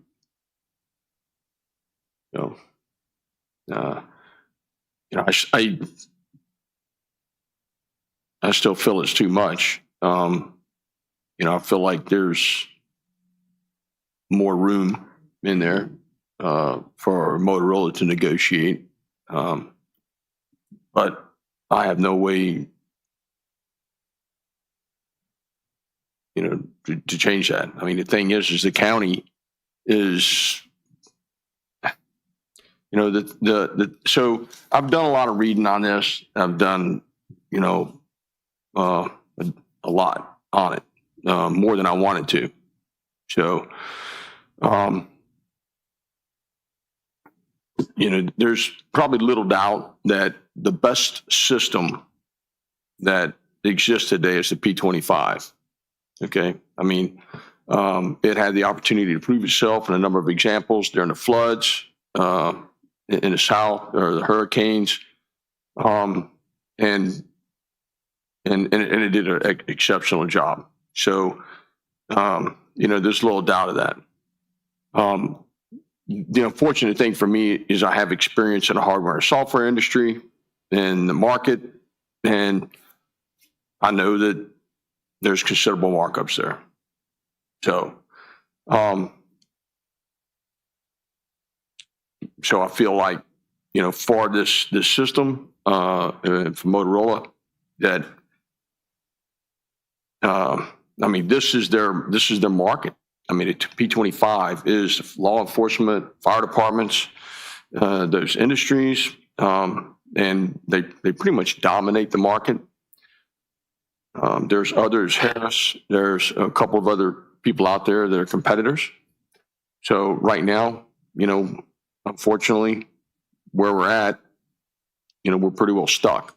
And I just hope that whoever's in this position, whenever it's time to look at replacing it, remembers this and looks at some of the other competitors that are out there and does a better job in probably negotiating the whole thing and competing it. So, but for now, we're pretty much where we're at. The county has the best system on the market. So it's just a matter of paying for it at this point. So, Mr. Stroud, did you read the contract? Yes, sir. So if anything breaks, it's basically the county's problem. Well, Motorola's contract says, blah, blah, blah, blah, but you're screwed. But you're screwed. So the way that so the way those contracts are, I mean, and it takes, Mr. Stewart, to go through that. And that is the most extensive, I told my guys, I wish we could get a contract like this. I mean, because it is exhaustive and but the thing is, I'm not going to say that Motorola probably has outs, but at the same time, whenever you look at what they've done, they've been pretty good at supporting it in other places. So, I hope we don't have a problem with that. Gentlemen in the back, hopefully we'll get them back if we do. But hopefully we don't have any issues, because the extended warranty, is what signs them up for that. Some of the network monitoring, the cyber, that stuff should be pretty simple. It's whenever there's a problem that it's an issue. And their job is to make sure that it doesn't become a problem. So they have competitors, and those competitors aren't necessarily the United States, and that they're competing against, and hopefully use some of the money to make sure that we don't become vulnerable outside of the United States. But that's about all I got to say about that. Do you have a motion?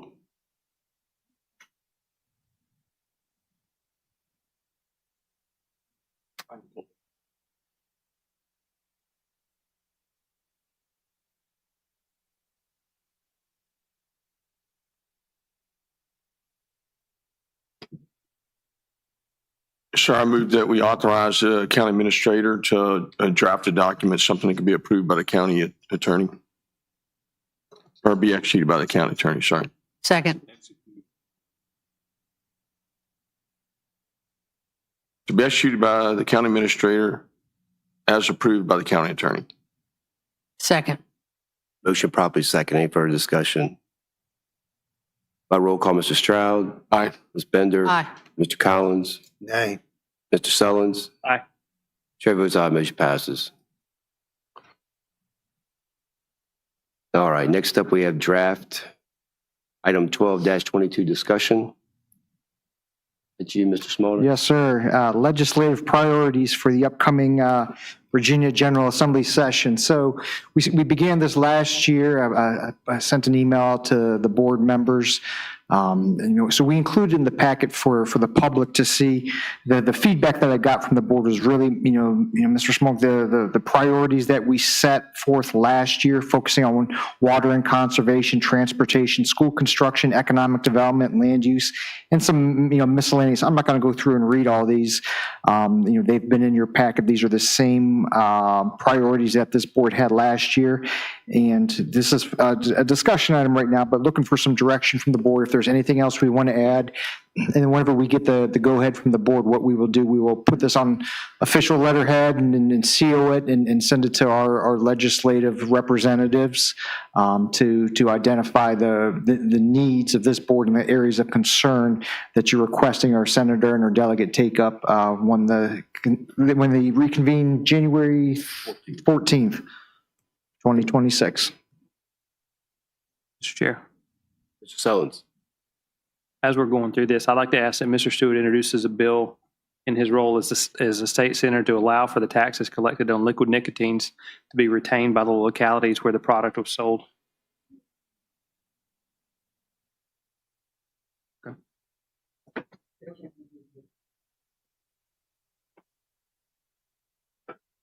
Ms. Bender. Yeah, I had a couple of comment or hopefully changes. One of them was on the first one, the state funding alternative water supplies rely on surface water. I was wondering if we could add in and available funding for areas pushed to alternative water sources, however that needs to be worded, that there also be funding provided. The next one was on the VDOT recommendation. I didn't know if this was a typo or not. Engage in discussions with King George County to promote 301 as a viable. Do we want to promote 301 as a viable alternative? Or just we want to oppose not being forced into a regional transportation authority? So that's why I wanted to ask the board on that one. Don't want to be in a regional transportation authority for sure. Yeah, I didn't know if we wanted, because it says in here pushing 301 to be a viable alternative to I-95. We have enough traffic already. Do we really want to do that? Yeah, but VDOT and the state and North are already pushing 301 I'm just telling you. So it's not. No, doesn't matter what that says. They're doing it anyhow. Yeah, it didn't sit well the way it was worded. That's what I was saying. Just pointing out. And then one Suggestion, if you don't want it to be pushed, I wouldn't have it in there. Okay, because that's where I was asking, do we want it to be pushed as a viable alternative or just opposing the regional transportation authority? Other than, Mr. Chairman, other than for economic development, but as a alternative for anything else, traffic, no. And then the other two I had was for the solar energy facilities, whereas the recommendations also suggest empowering local governments to the siting and construction. And I think we need to have solar, battery energy storage, and data centers to be all three. And then the last one I had was to add, we have a thing about the Second Amendment. I was to protect Virginia's right to work status. It's in there. Is it? Did I miss that? It's in there. I'm sorry, I missed that. That's all I had.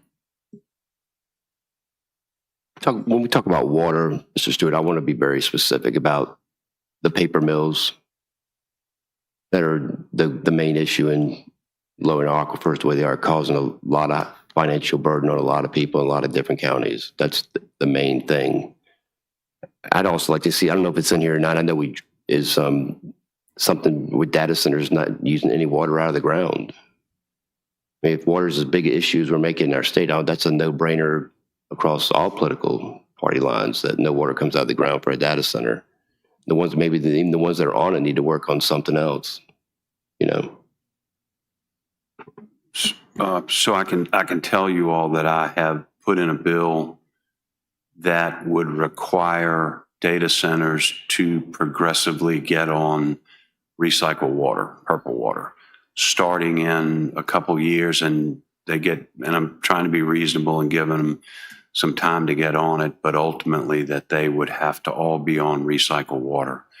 The issue with the paper mills is a little more complicated, and I've been working on that, and I've got a very crazy idea that if we can run a purple pipe from the Hampton Road Sanitation District, and I don't know if y'all are familiar with that or not, but they do the SWIFT project where they inject back into the aquifer, which is a great project, but it really is a proverbial drop in the bucket. But based on some of my research and work with DEQ, if we can get that water from Hampton Roads to the paper mills and then on up, it may be a viable option to keep all these withdrawals from the aquifer, and it could actually regenerate itself.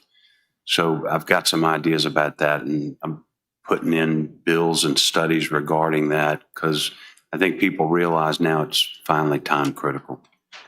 Yeah. Anybody else? Yes, sir. So, I'm not sure the data centers, I think they're starting to move away from, there's some talk about them moving away from using purple water. So I don't know as technologies advances, but regarding the legislative agenda priorities is, you know, if there's a way we can push back on the push that we get for the affordable housing in the county, let the state deal with it, but don't push it on the county, please.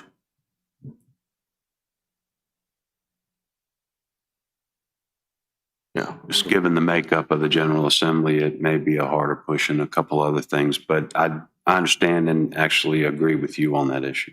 Yes, sir. We can push back, and then even if things is the pressure that they push, then make them fund it.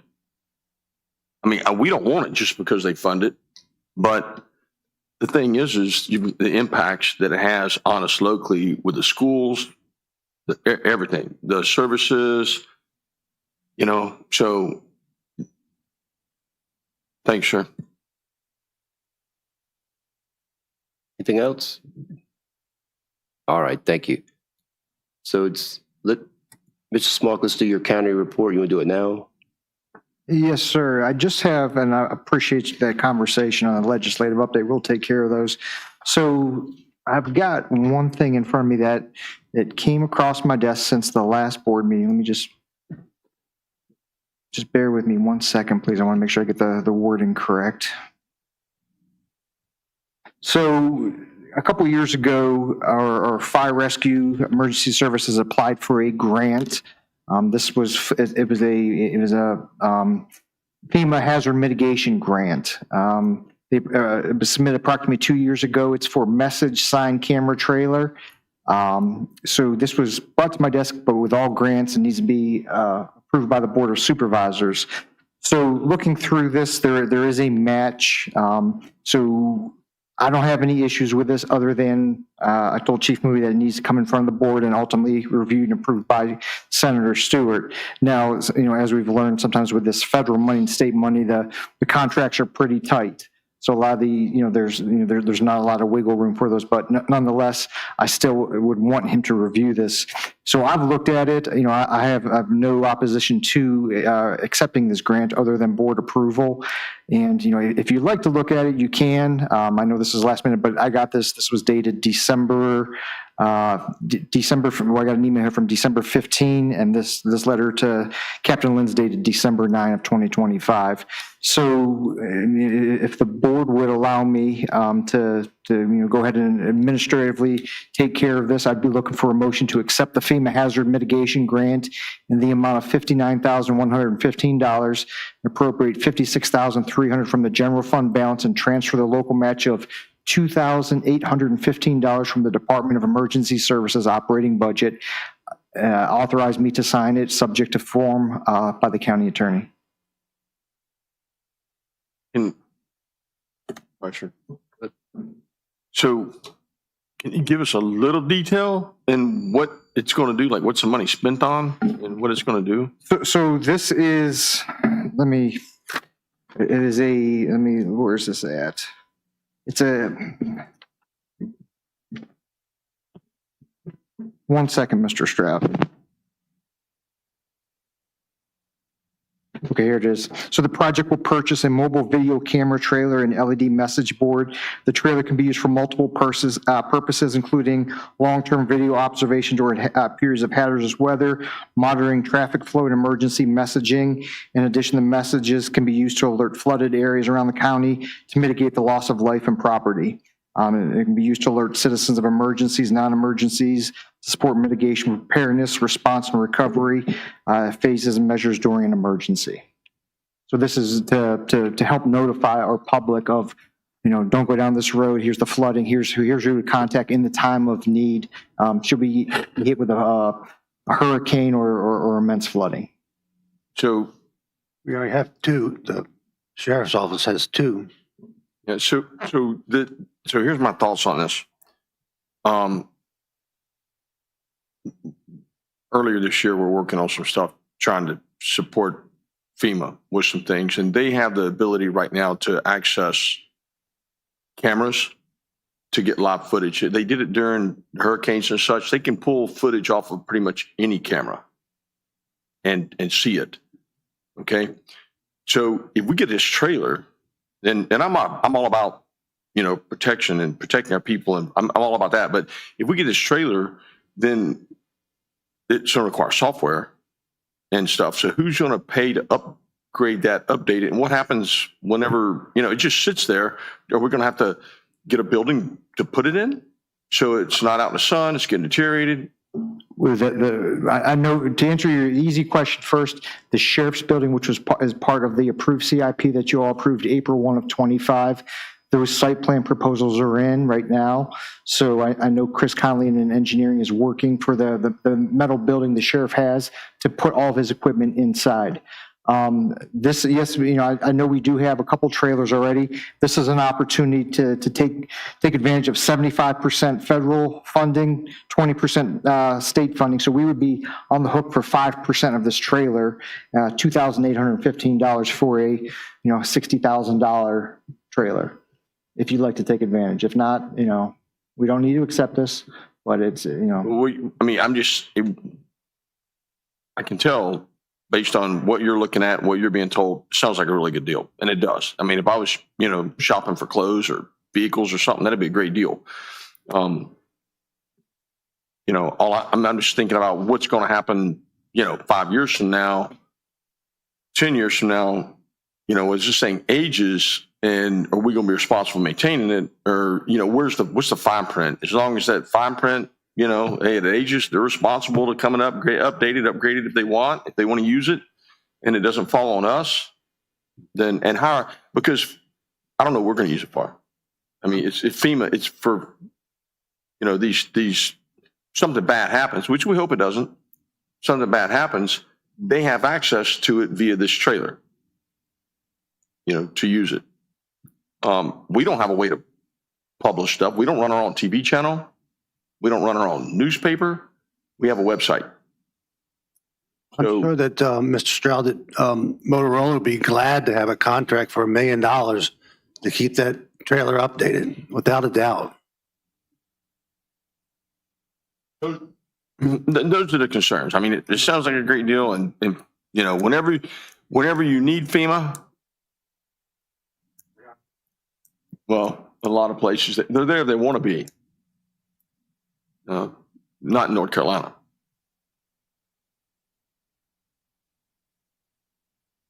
So can I maybe redirect that question?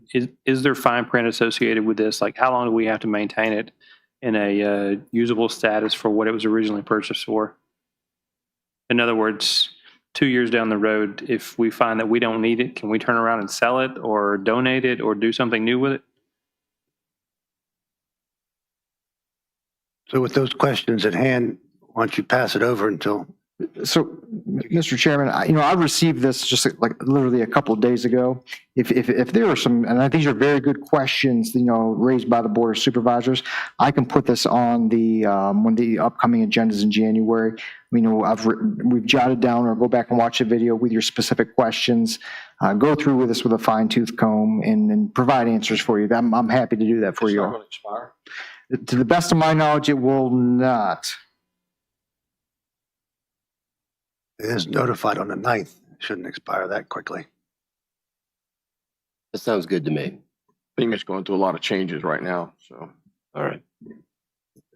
Yes, they are. Do you have any other items, Mr. Smolnik?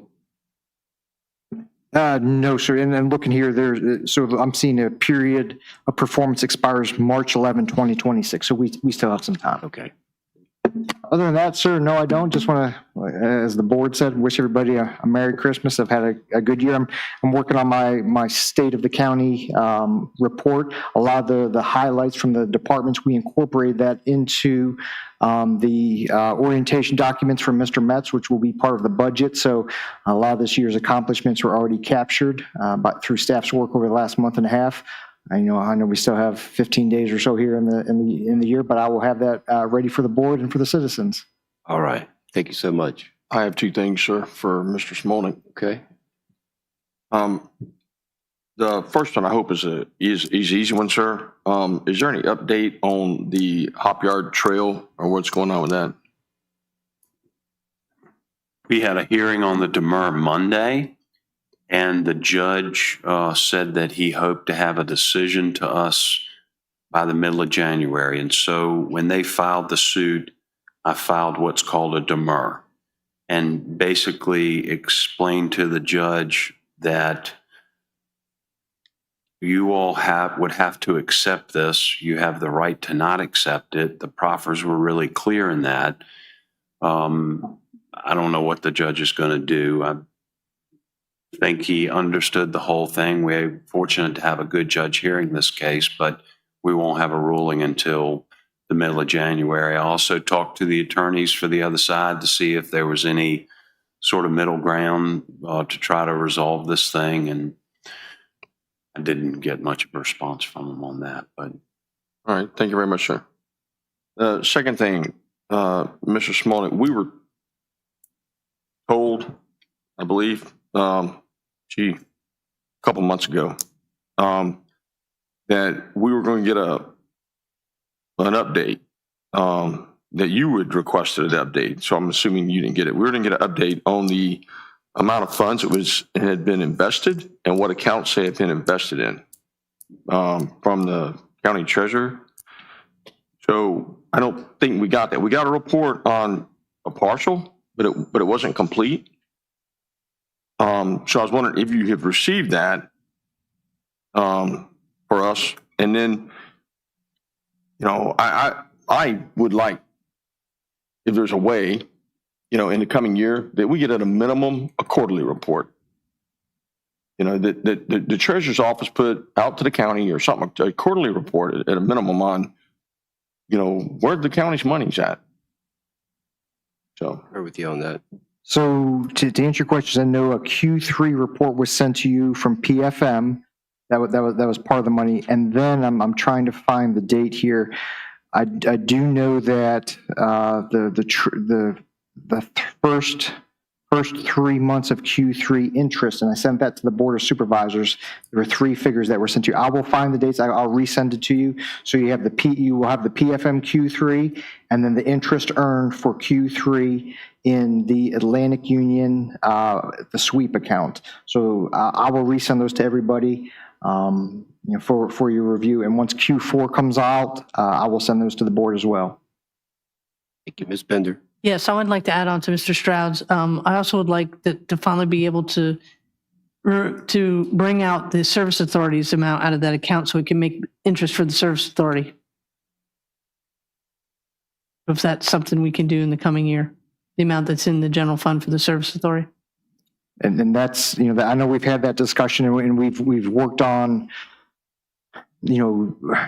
trying to try to differentiate between the county and the service authority, because I know those funds are commingled. A point to mention is you also have county staff who support the service authority. Every finance, I know Ms. Fish does all the board packets. So there's a lot, and Mr. Young, probably 70% of his time has been service authority work. So if the board wants to go ahead and move those funds, I think that, the discussion of hiring additional folks for service authority or discontinuing, the services rendered by the county, that needs to be part of the discussion also. All right, well, I bring it up because it's brought to my attention by quite a few folks that are on the services. Right. And I'm up for anything. I just wanted to, there's, no less than probably, a dozen of my staff easily, work specifically on service authority projects. I understand that. It's just. Ms. Bennett, I think you shouldn't rock the boat on this one. It'll cost you more money than you want. I got it, but got to bring it up when it's brought to my attention. So, you said the interest earned in Q3 by Atlantic Union sweep account. Yes. So, does everybody understand how a sweep account works? Okay. With that, like the interest earned, how much money's in the sweep account, and then how much money's in the checking account? Okay. Because the sweep account is probably a money market. It is, and I believe the treasurer has. We talked about this as orientation. I believe it's 3.5 million in the checking account. The remainder, and I will verify those numbers for you, but I believe 3.5 is what our treasurer told us during Mr. Metz's orientation. The remainder is in the sweep account, and then we have $22 million in the PFM account. If memory, I will get those to you, but I know it is broken up into several different ways. Okay, so. Is there a way that we can get that is there a way we can either format a report and get a quarterly report that contains this information from the treasurer's office? I have a good working relationship with their treasurer. As you know, he is a constitutional officer, does not report to me. But I will make this request of him, and I think it is good practice to present to this, maybe in a quarterly manner for the public to see. But I will make that request to the treasurer. Yes, sir. Okay. After seeing that report, I'm probably going to have some more questions, and one of those is going to deal with the finance department, because it's going to be the projections of the accounts payable, how much money you need for your operating funds each month, and how much money is being held accessible. So you know where I'm going with that. So, all right, that's all I've got, sir. Thank you. Maybe good for coming in January of requesting him to come to a meeting. That'd be nice. Any other things? That's it. All right, so let's do we have second public comment. Have anyone that'd like to speak? We all know the rules. Come on up.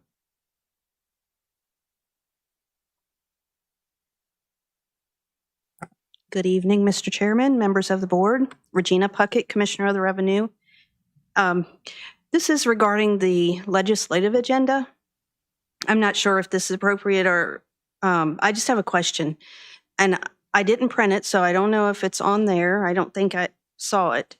But we lose quite a bit of revenue for the veterans, for real estate, and for the personal property for one vehicle.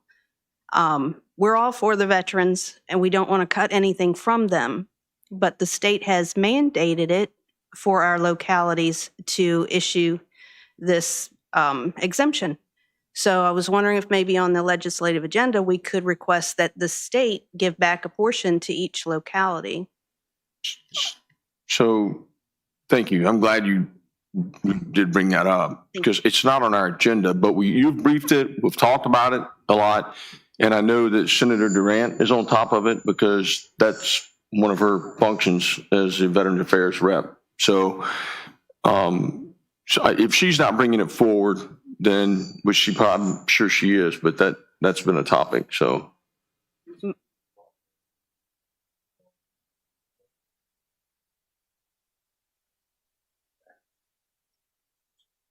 I've brought it multiple years to backfill the locality's budget as a result of that. It's for the folks who are the survivors of soldiers killed in action. And there's a real estate tax benefit that they get. And the thing has been modified over. And I know it is a hole in the budget. We look at it every year. We try to find the money. That's as honest as I can be. Yes, sir. I think they've expanded it now to all veterans that are 100% disabled, which. Yes. Ms. Which Puckett, that aren't all. exemption is for 100% disabled. 100% service connected, permanently and totally disabled. Yes. Right. Yes. And that's all I have. Thank you, Mr. Collins. You will be missed. Thank you. I brought her up my 214 when that first got passed, and I thought I was going to get exempt from everything, but it's for totally disabled. You didn't qualify? Well, It doesn't the count. military doesn't know I'm totally disabled Better. mentally. Is there anyone else that'd like to speak? Regina, would your son like to come talk, say a few words tonight? She brought back up tonight. He's too busy eating. That's all right. I'm just kidding. I'm just kidding. He's like, I'll go talk. Ready, yeah. All right. All right. So we'll close second public comment. And can I get a motion here? Yeah, I'll make a motion. I move that the King George County Board of Supervisors convene in closed session pursuant to 2.23711A.1 for discussion regarding a specific public officer. I invite the county administrator and the county attorney as needed because they are deemed necessary and all their presence will reasonably aid the board in its consideration of one or more of the topics to be discussed pursuant to Virginia Code Section 2.23712F. Second. Motion properly second. Any further discussion? You're not going to censor me on my last meeting, are you? Who knows? Mr. Stroud, how do you vote? Aye. Ms. Bender? Aye. Mr. Collins? Aye. Mr. Sones? Aye. Chair votes aye. We're in closed session.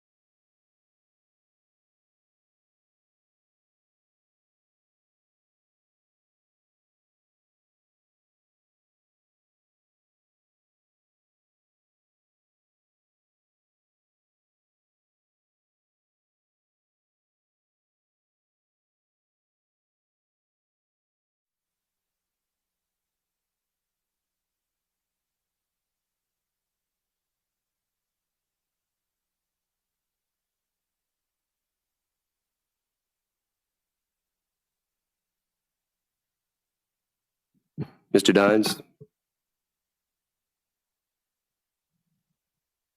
Yes, Mr. Chairman, Madam Chair. I'm ready to go if you're ready to go. Ready. All right. I move that the King George County Board of Supervisors return to public meeting. Second. Motion properly second. Any further discussion? All in favor say aye. Aye. Chair votes aye. We are back in public session. I move that the King George County Board of Supervisors certify by vote that only public business matters are lawfully exempted from open meeting requirements and no action was taken. Second. Motion properly second. By certification, Mr. Stroud. Aye. Ms. Bender. So certify. Mr. Collins. So certify. Mr. Sullins. So certify. Chair certifies as well. Mr. Chair. Mr. Stroud. Sure. I'd like to make a motion to remove Mr. Ian Fox from the King George Economic Development Commission for malfeasance and, Planning Commission for malfeasance in office for violating Section 2.2, Tag 3112 of the Virginia Conflict of Interest Act. Second. Motion properly second. Any further discussion? By roll call, Mr. Stroud. Aye. Ms. Bender. Aye. Mr. Collins. Aye. Mr. Sullins. Aye. Chair votes aye. Motion passes.